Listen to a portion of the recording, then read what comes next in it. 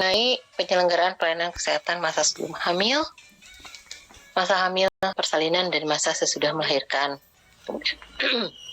Kemudian mengenai pelayanan kontrasepsi dan pelayanan kesehatan seksual, di mana di dalamnya itu mencantumkan mengenai pemberian komunikasi, informasi, edukasi, dan konseling, kemudian pelayanan screening kesehatan, pemberian imunisasi, pemberian suplementasi gizi, pelayanan klinis medis, dan pelayanan kesehatan lainnya.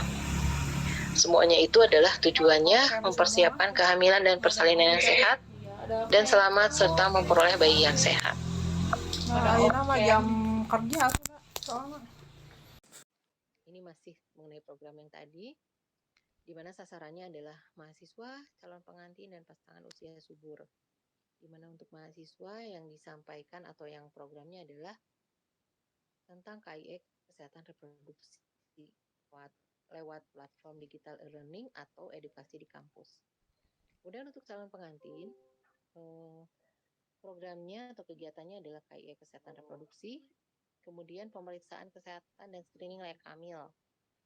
Untuk KIE ini melalui bimbingan perkawinan di KUA atau lembaga agama, kemudian bisa melalui aplikasi Kescatin atau melalui konseling individu maupun pasangan di puskesmas.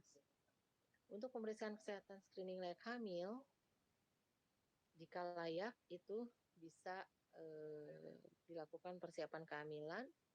Kalau tidak layak itu yang ada resiko tingginya, misalnya 4T ya, kemudian ada masalah kesehatan lain, sehingga dilakukan tata laksana masalah kesehatan.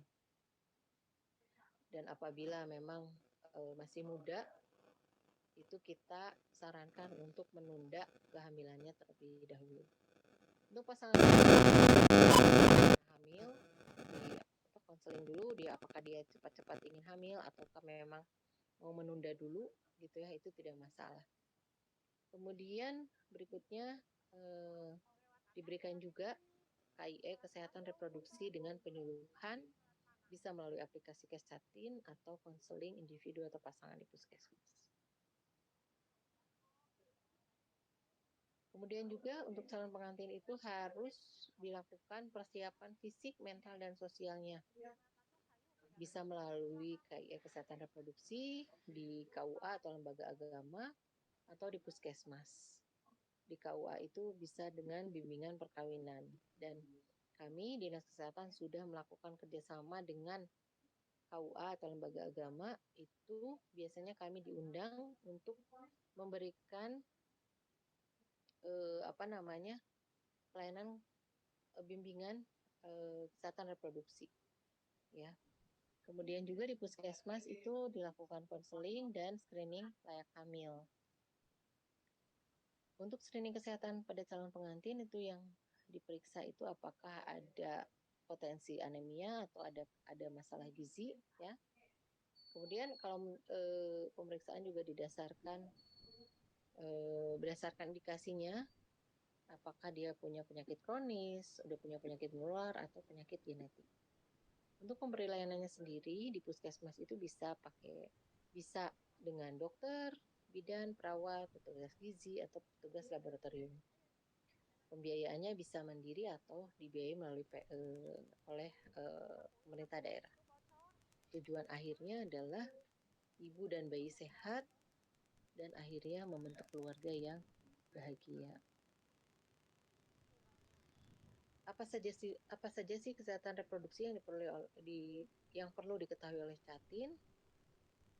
Itu banyak, mengenai kesehatan, sistem dan fungsi reproduksi, kemudian hak reproduksi apa saja, persiapan pranikahnya gimana, perencanaan kehamilan dan KB-nya gimana, pencegahan infertilitas gimana, kondisi kesehatannya gimana ya, kemudian pencegahan stunting dan 1000 HPK itu seperti apa, kemudian pencegahan kekerasan dalam rumah tangga.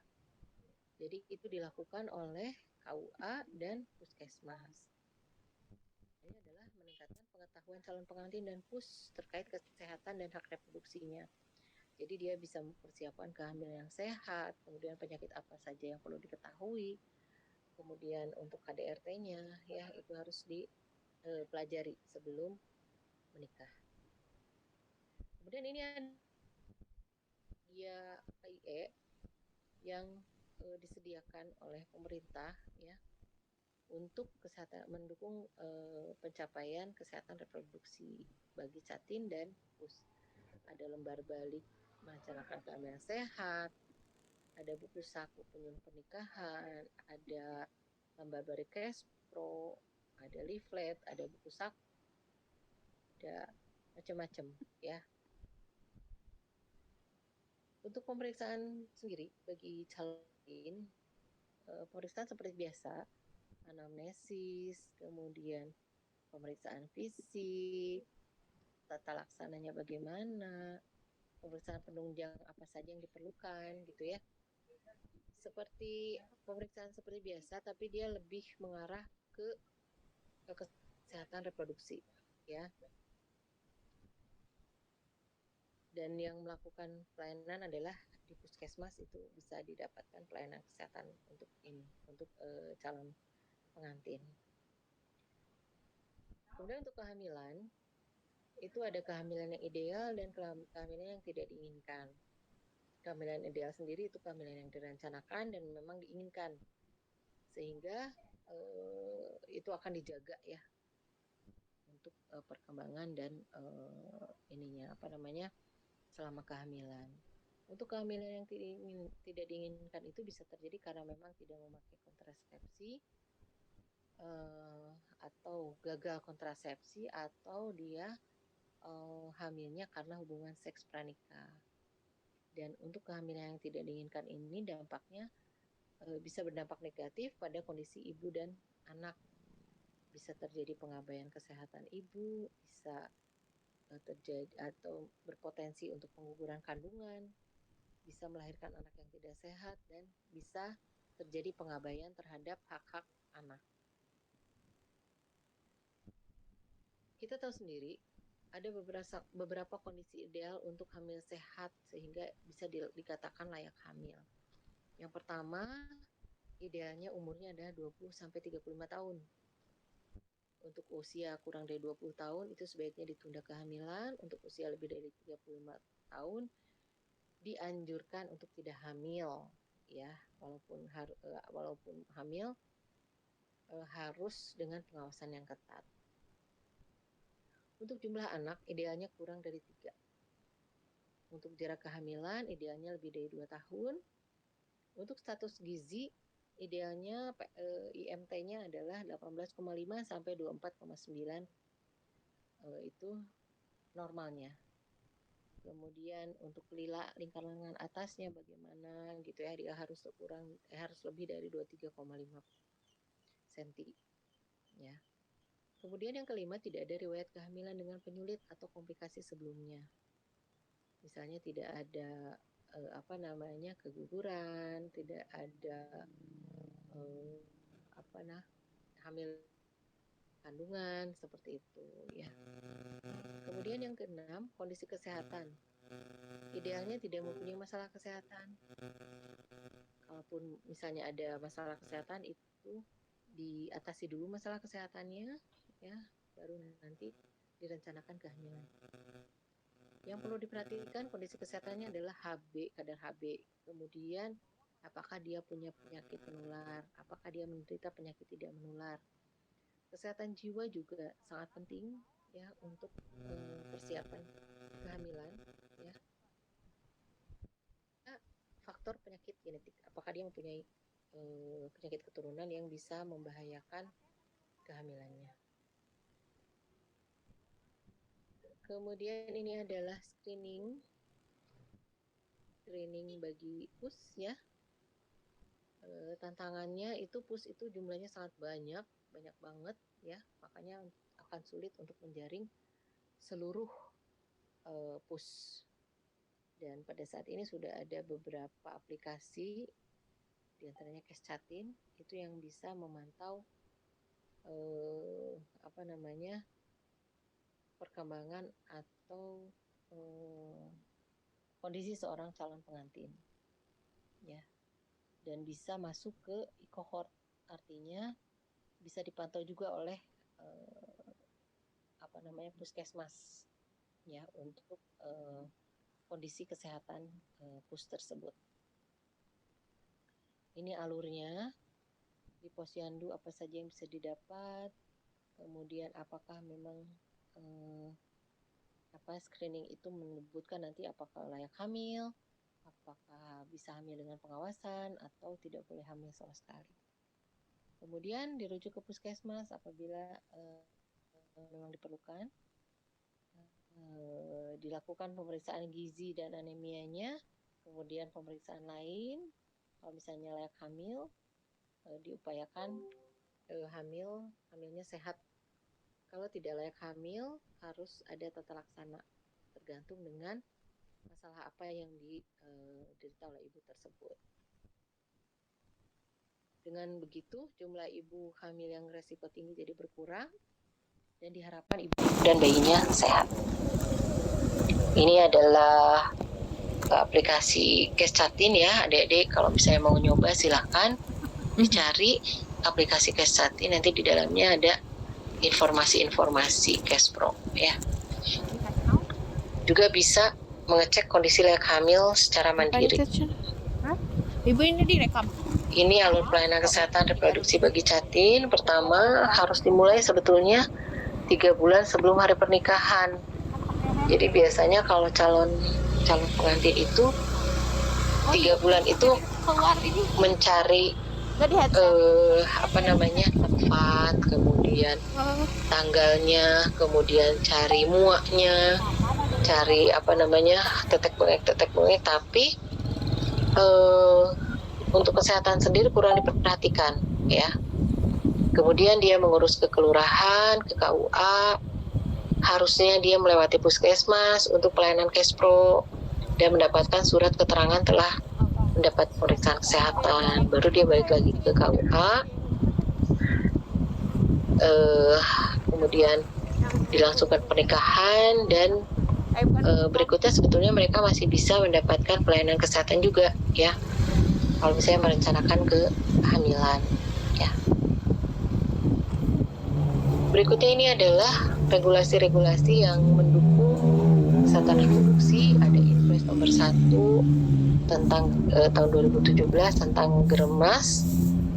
Kemudian ada kesepakatan bersama dengan Kemenkes BKKBN untuk pelaksanaan bimbingan perkawinan bagi calon pengantin. Kemudian ini adalah beberapa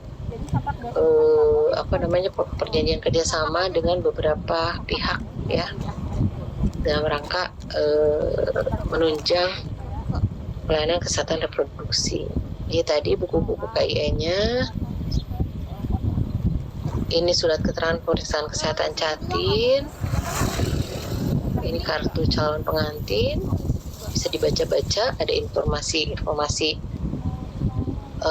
bermanfaat di dalamnya. Ini adalah upaya yang dilakukan. Tadi sudah disampaikan beberapa kali bahwa pemerintah sudah melakukan beberapa kegiatan, di antara penyediaan pedoman, peningkatan kerjasama dengan lintas sektor, dengan lintas program, kemudian peningkatan SDM, penguatan sistem pencatatan pelaporan, peningkatan MONEF, pelayanan Kescatin, dan melakukan upaya inovatif untuk meningkatkan cakupan dan kualitas pelayanan. Tantangannya sendiri banyak sebetulnya ya, terutama dari masyarakat sendiri. Jadi belum semua calon pengantin itu memahami pentingnya bimbingan perkawinan dan pemeriksaan atau pelayanan kesehatan sebelum menikah.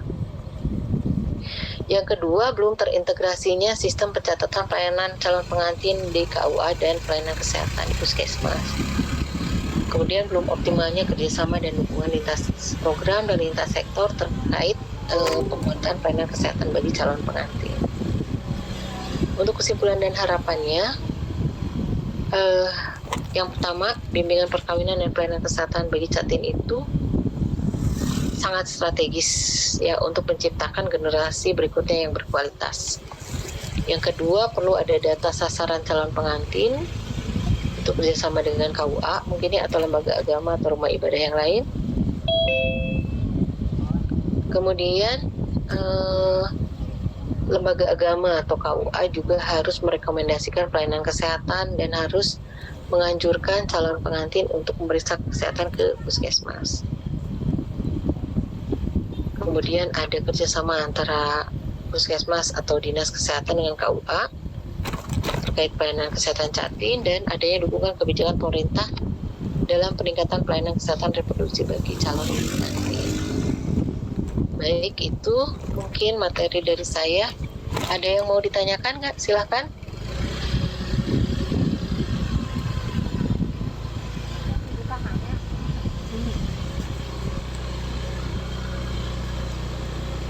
Izin Bu, mau bertanya.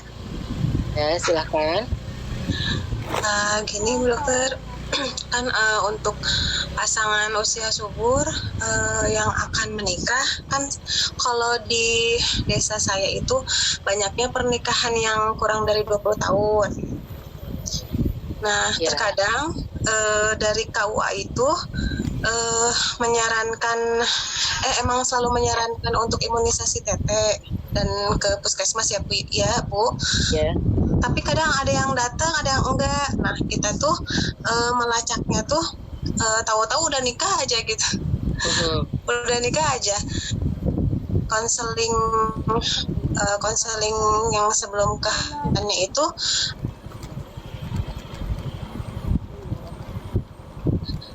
daripada ditunda-tunda, katanya mumpung masih muda, ada yang masih berpikiran seperti itu. Nah, untuk mensiasatinya gimana ya Dok? Ya, betul, itu permasalahan utama kita ya. Jadi memang diharapkan beberapa kali melakukan pertemuan dengan Kementerian Agama. Dalam hal ini juga yang berkaitan langsung KUA ya. Kita sudah menggandeng Kementerian Agama dan KUA